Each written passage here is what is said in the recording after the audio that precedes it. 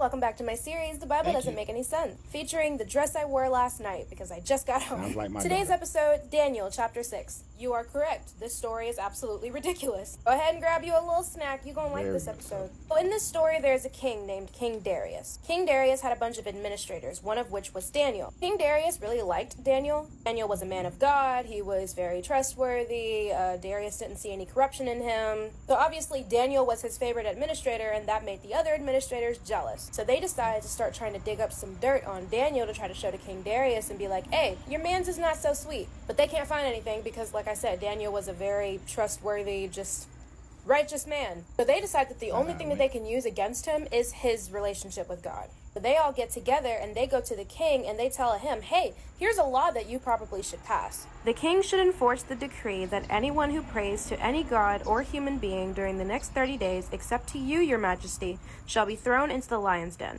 Now, your majesty, issue the decree and put it in writing so that it cannot be altered in accordance with the law of Medes and Persians, which cannot be repealed. So King Darius put the decree in writing. The reason I'm confused is because the Christian articles that I've been reading that are going over this story and the lesson behind it, they're all trying to paint it as if King Darius was tricked into passing this law. For one, I didn't think that you could do that to a king. And two, there was no possible way for them to trick him. They said to him the exact law that they were trying to put out. No one can praise any god or any other human aside from you, your majesty. I'm hammering on this because of the next part. Then these men went as a group and found Daniel praying and asking God for help. So they went to the king and spoke to him about his royal decree. Did you not publish a decree that during the next 30 days, anyone who prays to any god or human being besides you, your majesty, would be thrown into the lion's den? The king answered, the decree stands in accordance with the law of the Medes and the Persians, which cannot be repealed. He knew exactly what he was doing.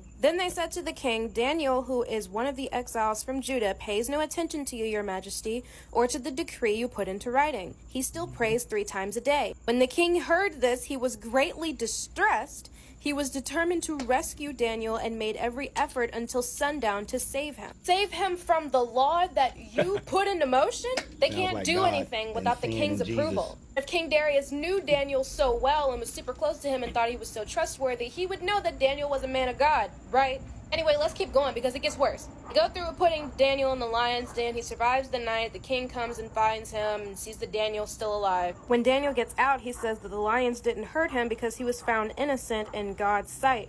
Nor have I ever done anything wrong before you, your majesty, talking to King Darius. Do you know what King Darius did to the other administrators that supposedly tricked him? He threw them all in the lion's den, along with their wives and all of their children. Yes, they weren't found innocent in God's eyes. I don't know what the wives or the children did. And the men, I mean, yeah, they were jealous of Daniel and all of that. But the Bible says that they falsely accused Daniel, and that's not what happened. Here's the part at the end that I don't understand, though. After all of this happened, King Darius issued a decree. In every part of my kingdom, people must fear and reverence the God of Daniel. I thought they said the other law couldn't be reversed. It's never happened. And so he just passes another law that is going to, cancel it out? If he always had the power to do that, why didn't he do that before Daniel was thrown in the lion's den? Like, why didn't he just say everyone should praise Daniel's God before all of this happened, without having to kill the innocent women and the innocent children?